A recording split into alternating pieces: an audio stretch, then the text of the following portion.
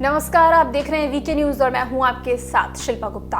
प्रधानमंत्री नरेंद्र मोदी की अध्यक्षता में केंद्रीय मंत्रिमंडल ने भारत की जनगणना 2021 की प्रक्रिया शुरू करने और राष्ट्रीय जनसंख्या रजिस्टर एनपीआर को अपडेट करने को मंजूरी दे दी है।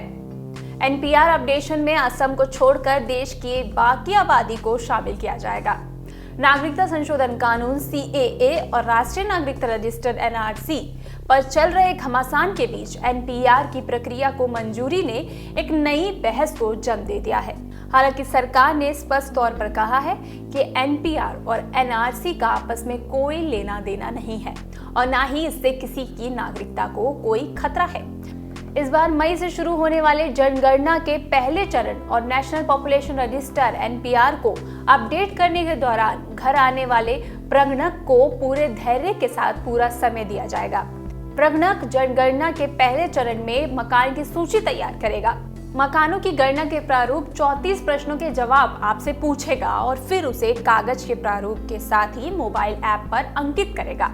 इसके साथ ही वो अपने साथ लाए एनपीआर के एक अलग प्रारूप के 18 सवालों के जवाब भी आपसे पूछकर दर्ज करेगा। इस पूरी प्रक्रिया में अच्छा खासा समय लगेगा, इसलिए जल्दबाजी कतई ना करिए।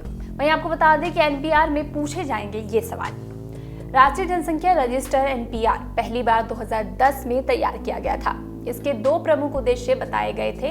पहला, देश के सभी निवासियों के व्यक्तिगत ब्यौरे का इकट्ठा करना। दूसरा, ग्रामीण और नगरीय क्षेत्र के 15 साल और इससे ज्यादा उम्र के सभी निवासियों के फोटोग्राफ और उंगलियों की छाप लेना। 2010 के इस राष्ट्रीय जनसंख्या रजिस्टर को बनाने के लिए 15 बिंदुओं पर डेटा इकट्ठा किया गया था। उसमें थे व्यक्ति का नाम, मुखिया से संबंध, पिता का नाम, माता का नाम, पत्नी या पति का नाम, लिंग, जन्म तिथि, वैवाहिक स्थिति, जन्म स्थान, घोषित राष्ट्रीयता, सामान्य निवास का वर्तमान पता, वर्तमान पते पर रहने की अवधि, स्थानीय निवास का पता, व्यवसाय कार्यकलाप, शैक्षणिक योग्यता। वहीं अंग्रेजी अखबार इंडियन एक्सप्रेस की खबर के मुताबिक नए एनपीआर यानी 2020 में आने वाले एनपीआर में 8 नए बिंदु जोड़े गए हैं, जबकि पिता का नाम, माता का नाम और पत्नी पति का नाम एक ही सवाल में निहित कर दिया गया है। इस तरह नए एनपीआर में कुल 21 बिंदुओं पर जानकारी मांगी जाएगी, जिनमें ये 8 नए बिंदु जोड़े गए हैं। आधार नंबर इच्छानुसार, मोबाइल नंबर, माता पिता का जन्म स्थान और जन्म तिथि, पिछला निवास पता पहले कहाँ रखते थे यानी पासपोर्ट नंबर, अगर भारतीय हैं तो voter ID card number, PAN number, driving licence number, यानी ये तमाम जानकारियां देश में रहने वाले सभी लोगों से पूछी जाएगी और इनके आधार पर राष्ट्रीय जनसंख्या रजिस्टर अपडेट किया जाएगा। बता दें, इस नए एनपीआर में माता पिता के जन्म स्थान वाला पहलू काफी महत्वपूर्ण माना जा रहा है, लेकिन वहीं सरकारी सूत्र ये दावा कर रहे हैं कि नए एनपीआर के फॉर्म को अब तक जारी नहीं किया गया है। सरकार रजिस्ट्रेशन की प्रक्रिया के लिए फॉर्म और ऐप दोनों की मदद लेगी।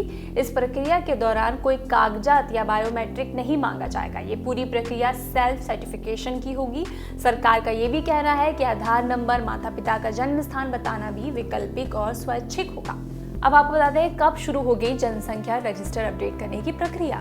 सरकार की तरफ से बताया गया है कि जनसंख्या गणना का काम 2 चरणों में किया जाएगा। पहले चरण के तहत अप्रैल-सितंबर 2020 तक प्रत्येक घर और उसमें रहने वाले व्यक्तियों की सूची बनाई जाएगी और इसी के साथ एनपीआर रजिस्टर को अपडेट करने का काम भी किया जाएगा। जबकि दूसरे चरण में 9 फरवरी से 28 फरवरी 2021 तक पूरी जनसंख्या की गणना का काम होगा। यानी जनसंख्या रजिस्टर का काम जनगणना के पहले चरण के साथ अप्रैल 2020 में शुरू किया जाएगा। आपको ये जानकारी कैसी लगी हमें कमेंट बॉक्स में जरूर बताएं। वीडियो आपको पसंद आया हो तो इसे लाइक करिए, शेयर करिए और देखते रहें वीके न्यूज। शुक्रिया।